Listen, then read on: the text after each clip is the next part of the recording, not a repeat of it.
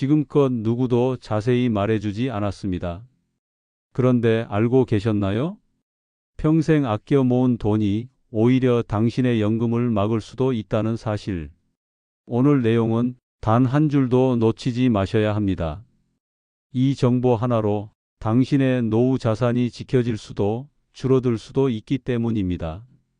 이런 경우 많으셨죠? 잔고는 조금 있지만 매달 쓰는 돈도 빠듯한데. 기초연금 신청조차 거절당한 일. 어르신 기준을 초과하셔서 안 됩니다라는 말만 듣고 무슨 기준인지도 모른 채 고개를 끄덕여야 했던 순간, 이번 영상에서는 그보다 더 실질적인 기초연금 탈락의 숨겨진 구조와 대응 전략을 다룰 예정입니다. 그리고 끝까지 시청하셔야 하는 이유, 마지막에 소개해 드릴 실제 사례가 바로 당신에게 적용 가능한 반전의 열쇠가 될 수 있기 때문입니다.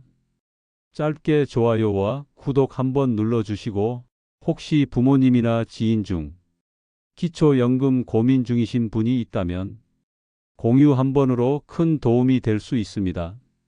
안녕하세요. 노인복지와 공공정책을 연구해온 정혜윤 박사입니다. 지금부터 제가 만났던 수많은 사례들 중 여러분과 꼭 나누고 싶은 이야기를 들려드리겠습니다. 조금이라도 돈이 있으면 기초연금은 못 받는 거 아닌가요? 어르신들께 가장 많이 듣는 질문입니다. 그런데 정말 그럴까요? 충남 아산에 사시는 79세 김순자 어르신의 이야기입니다.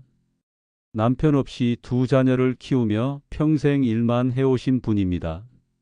자녀들이 어느 정도 자리 잡고 어르신도 조금씩 모은 돈이 생겨 현재 통장에는 약 3,800만 원 정도가 들어 있습니다. 김 어르신은 기초연금 신청 상담을 받고 이렇게 말씀하셨습니다. 내가 가진 게 그거밖에 없는데 이 돈 때문에 연금을 못 받는다니 그게 말이 되나요? 사실 김 어르신처럼 조금이라도 예금이 있으면 나는 대상이 아닐 거야 라고 생각하시는 분들이 정말 많습니다. 하지만 진짜 문제는 그 예금이 아니라 예금이 어떻게 계산되느냐입니다. 김순자 어르신처럼 나는 일도 안 하고 월급도 안 받는데 왜 탈락인가요? 하고 물어보시는 분들 정말 많습니다. 그 이유는 기초연금에서 단순히 월급이나 사업소득만 보는 게 아니기 때문입니다. 기초연금을 심사할 때 국가는 여러분의 있는 자산을 바탕으로 있다고 가정되는 소득을 따로 계산합니다. 쉽게 말해 벌지 않아도 가진 것이 있으면 버는 사람처럼 취급한다는 말입니다. 여기서 또 많은 분들이 그래서 도대체 얼마나 주는데? 하고 궁금해 하십니다. 지금부터 잘 들어주세요.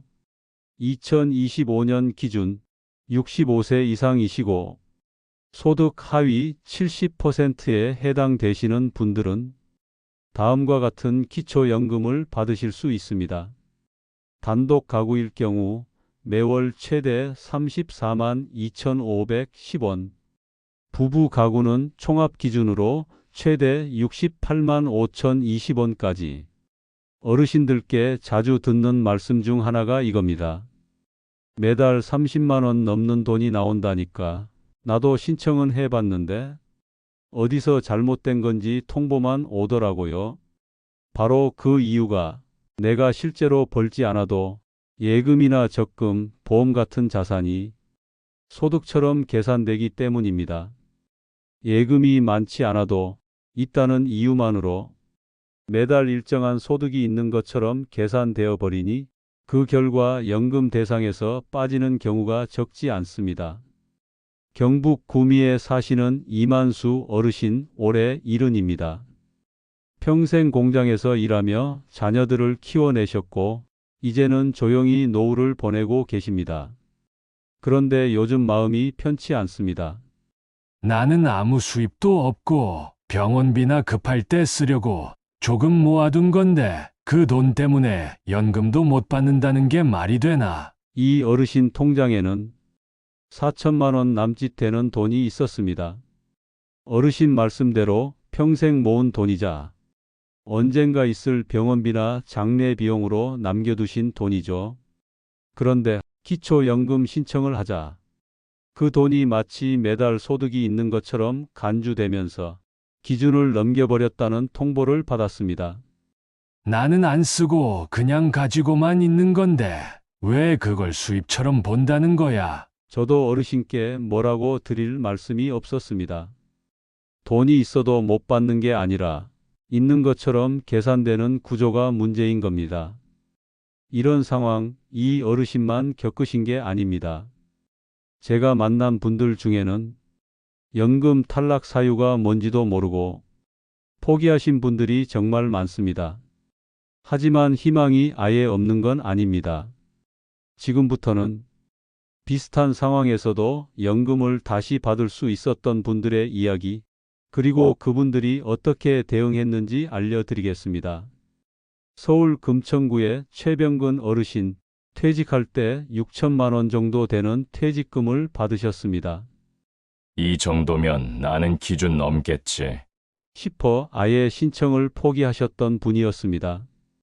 그런데 상담을 통해 자산을 일부 어르신 전용 예금 상품으로 옮기고 생활 비용을 제외한 나머지를 계획적으로 관리하신 결과 지금은 매달 연금을 수령 중이십니다. 또 한 분, 경기 고양시에 사시는 임미경 할머니의 사례입니다. 자녀들이 들인 돈 포함해 2억 가까운 자산이 있었지만 그중 일부를 주택 수리, 실거주, 리모델링 비용으로 사용하면서 기준 재산에서 차감을 받게 되었고 결국 연금을 받게 되셨습니다. 이분들의 공통점이 있습니다. 돈을 줄이거나 숨긴 게 아니라 제도에 맞게 관리하고 기록했다는 점입니다. 즉, 누구든 준비만 잘하면 충분히 받을 수 있다는 이야기입니다. 자, 그럼 여러분들께서도 바로 따라 하실 수 있는 핵심 전략 5가지 지금부터 하나씩 알려드리겠습니다. 첫 번째 방법은 생활비 통장 최적화입니다. 그럼 통장에 도대체 얼마를 남겨둬야 하는 걸까요? 제 경험으로는요, 4개월에서 6개월 정도의 생활비만 남겨두는 게 가장 이상적입니다. 이건 수천 건 넘게 상담하면서 확인된 황금 비율이에요. 너무 적게 남기면 갑작스러운 병원비나 경조사비 같은 상황에 대처를 못하고 너무 많이 남기면 그 돈이 소득처럼 계산돼서 기초연금을 못 받을 수 있습니다. 예를 들어 볼게요. 월 생활비가 80만 원이라면 480만 원, 100만 원이면 600만 원, 이 정도가 가장 적당합니다. 이 정도면 급한 일이 생겨도 대비가 되고 기초연금 심사 기준에도 부담을 주지 않죠. 실제 사례 하나 들려드릴까? 73세 김경숙 할머니, 평생 시장에서 채소 장사를 하시다 은퇴하신 분인데요. 통장에 4천만 원이 있으셨어요. 그냥 모아둔 돈인데 이것 때문에 연금이 안 된다 하셨죠. 제가 말씀드렸습니다. 할머니, 생활비 통장만 따로 관리해 보세요. 그래서 540만 원만 일반 통장에 남겨두시고 나머지는 별도 관리하셨습니다. 그 결과 기초연금 무사히 수령하셨고 할머니 말씀이 이랬어요. 이렇게 간단한 건 줄 알았으면 진작에 했죠. 선생님, 통장에서 얼마만 빼면 되는지 계산법이 따로 있을까요? 네, 있습니다. 월생활비에 숫자 6을 곱해 보세요. 70만 원이면 420만 원, 90만 원이면 540만 원, 120만 원이면 720만 원. 이게 바로 여러분께 딱 맞는 통장 잔고의 기준선입니다. 두 번째 방법은 노인 우대 예금 상품을 활용하는 것입니다. 혹시 이런 말 들어보신 적 있으세요? 이 통장에 넣어두면 연금 심사에 안 걸려요. 맞습니다. 은행에서 60세 이상 어르신들께만 제공되는 특별한 예금 상품이 있어요. 이 통장에 돈을 넣으면 기초연금 계산 시 일부 금액이 빠지거나 소득으로 안 보이는 효과가 있습니다. 가장 많이 쓰는 게 국민은행의 KB 골든 라이프 예금, 신한은행의 시니어 장기 예금 같은 것들이죠. 제가 상담했던 이춘복 어르신, 전직 정수기 설치 기사셨는데요. 퇴직금으로 받은 3,500만 원이 있어서 이 돈 때문에 나는 탈락할 거다 하셨어요. 제가 말씀드렸죠. 어르신, 이 돈 중 3천만 원만 노인 전용 예금 상품으로 옮겨보세요. 그렇게 하신 뒤 다음 심사에서 기초연금 수급 확정되셨습니다. 여기서 기억하실 건 딱 하나예요. 60세 넘으신 분이라면 3천만 원까지는 이 우대 예금 상품으로 옮기시는 걸 꼭 고려해 보세요. 세 번째 방법은 주택 개보수나 실거주 공간 수리입니다.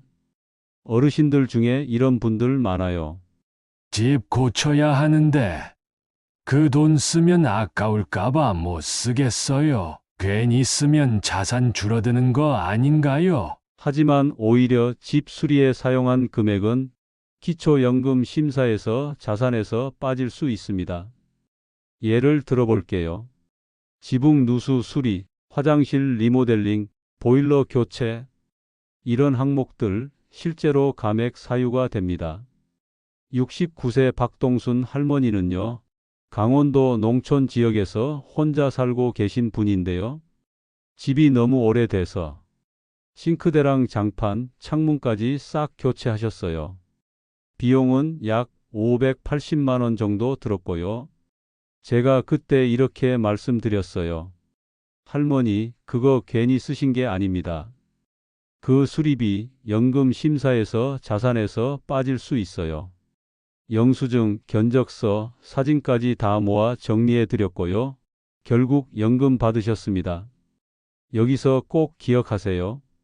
집 고치셨다면 무조건 영수증은 챙기셔야 합니다.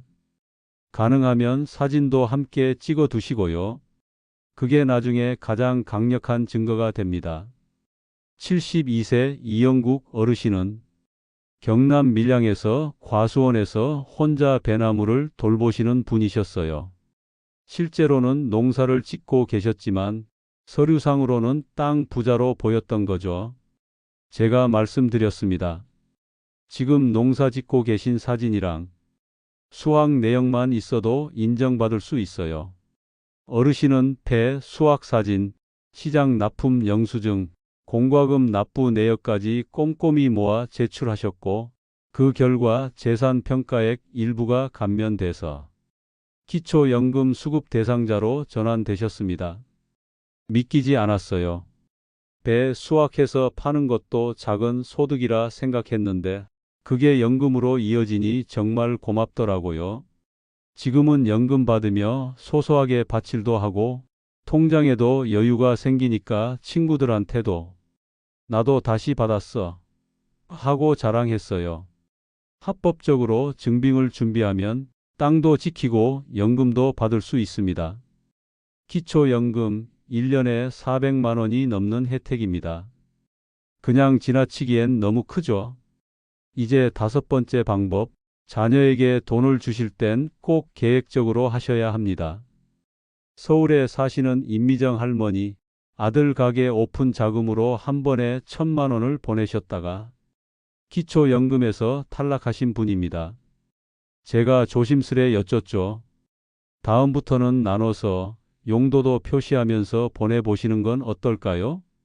그 후로는 매달 4,050만 원씩 생활비라는 메모를 남기며 분산 이체하셨고 기초연금 수급이 다시 승인되었습니다. 처음엔 이게 뭐라고 그렇게 따지나 싶었는데요. 연금 다시 들어오고 나니까 정말 해야 하는 일이구나 싶더라고요. 지금은 매달 34만 원씩 받아요. 1년에 400만 원이 넘는 돈이죠. 10년이면 4천만 원이 넘고요. 그냥 자식 주는 것도 전략이 필요하다는 걸 이제야 알았어요.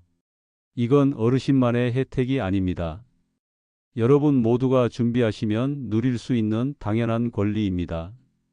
통장에 돈이 있다는 이유만으로 이 혜택을 포기하지 마세요. 언제부터 무엇을 준비하면 좋을까요? 이 질문도 정말 자주 듣습니다. 기초연금은 그냥 신청서만 내면 끝나는 제도가 아닙니다. 준비가 부족하면 심사에서 탈락할 수도 있고 자산 조정이 늦으면 그대로 손해를 볼 수도 있습니다. 그래서 오늘은 연금을 받기 6개월 전부터 준비할 수 있는 일정표 하나하나 알려드릴게요. 가장 먼저 6개월 전에는 내 자산을 한번 쭉 정리해 보는 게 시작입니다. 통장에 얼마가 있는지, 적금, 보험, 현금은 어디에 있는지, 집이나 땅은 어떻게 되어 있는지, 이렇게 전체 목록을 적어보는 겁니다. 이 작업을 해보면 연금 심사에서 문제가 될 만한 항목들이 눈에 띄기 시작합니다. 4개월 전부터는 자산을 목적별로 나누는 작업을 시작하셔야 합니다. 생활비 통장 따로 만들기, 노인우대 장기예금 상품 가입, 주택 수리나 의료비 지출 계획 잡기. 이때 지출하시는 금액은 영수증이나 계약서, 사진으로 증빙을 꼭 남겨두셔야 연금 심사에서 반영됩니다. 3개월 전부터는 증여나 이체 관련 준비도 필요합니다. 혹시 자녀에게 돈을 보내셨거나 현금으로 인출한 금액이 있다면 입금 내역, 메모, 사용처 정리를 해두세요. 이때 급하게라도 큰 금액을 한 번에 이체하거나 현금을 인출해서 집에 보관하시는 건 피하셔야 해요. 이 모든 게 연금 심사 때는 다 들여다보는 항목입니다. 1개월 전에는 이제 서류 준비를 하셔야 합니다. 수리비 관련 영수증, 전기세, 수도세 같은 공과금 납부 내역, 실제 거주하고 있다는 증빙, 농지 사용 사진이나 계약서. 이 모든 게 내가 이 집에 살고 있고 내가 이 재산을 직접 쓰고 있다는 걸 보여주는 자료가 됩니다. 그리고 마지막 신청 직전 일주일에는 통장 잔액과 계좌 현황을 최종 정리하고 꼭 가족들과 함께 다시 한번 점검해 보시는 걸 추천드립니다. 이 통장은 생활비용, 이건 자녀용, 이건 노인우대 상품에 들어간 돈.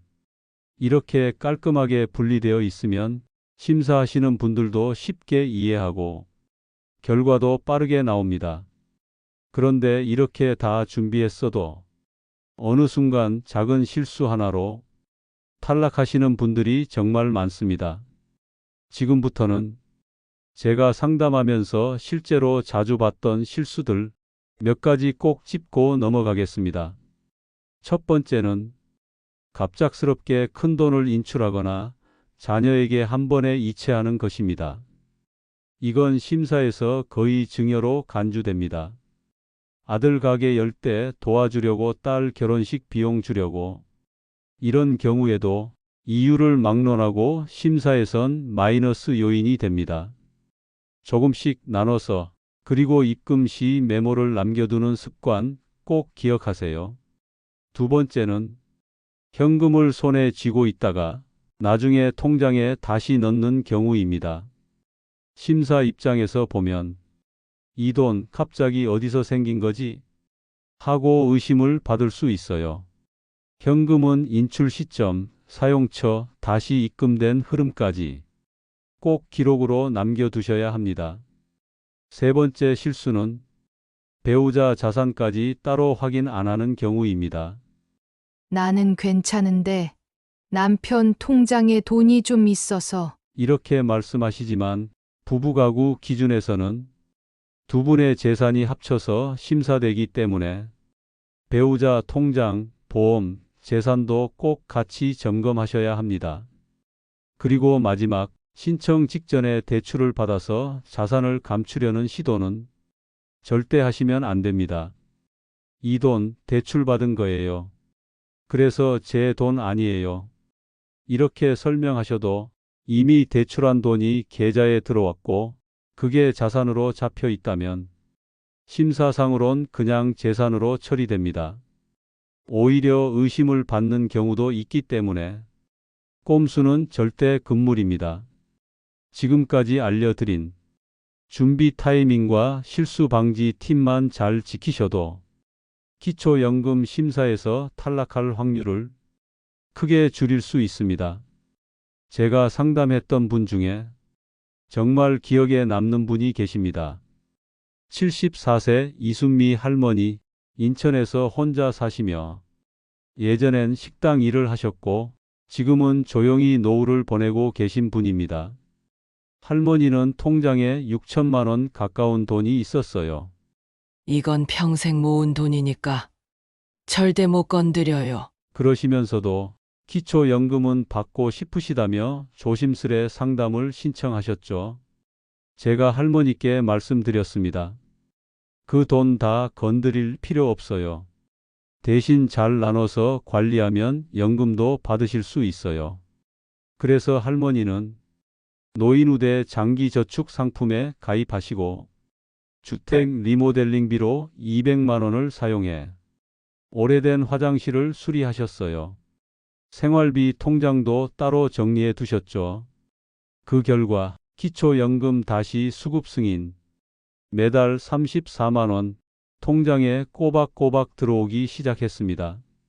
선생님, 처음엔 진짜 안 믿겼어요.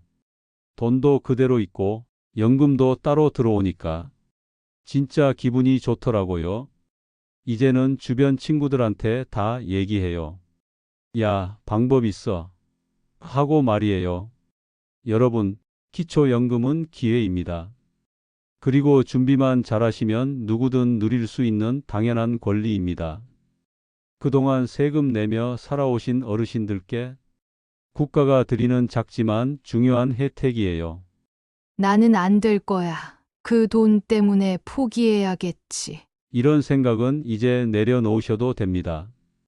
제대로 관리하면 통장도 지키고 연금도 받을 수 있습니다. 마지막으로 지금까지 알려드린 내용을 다시 한번 짧게 정리해 드릴게요. 생활비 통장 따로 만들기, 노인 전용 예금 상품 활용하기, 집 수리 시 증빙 자료 챙기기, 농지주택은 실제 사용 증거 확보하기, 자녀에게 돈 줄 땐 나눠서 기록 남기기. 이 5가지만 기억하셔도 여러분도 충분히 준비하실 수 있습니다. 특히 2025년 7월부터는 추가 인상안도 검토 중이라는 소식이 있습니다. 지금부터 준비하시면 놓치지 않고 받을 수 있는 방법이 분명히 생깁니다. 지금이 가장 빠른 준비의 때입니다. 이 영상을 보신다면 지금 바로 통장을 점검해 보시고 필요하다면 가까운 복지상담소나 가족들과 함께 꼼꼼히 확인해 보세요. 이 정보가 도움이 되셨다면 여기 나이테의 소리에 좋아요와 구독 한번 눌러주시고 혹시 부모님이나 지인 중 기초연금 고민 중이신 분이 있다면 꼭 공유해 주세요. 그리고 댓글로 궁금하신 제도나 상황 남겨주시면 다음 영상에서 정리해 드리겠습니다. 함께 준비하면 연금은 반드시 받을 수 있습니다. 감사합니다.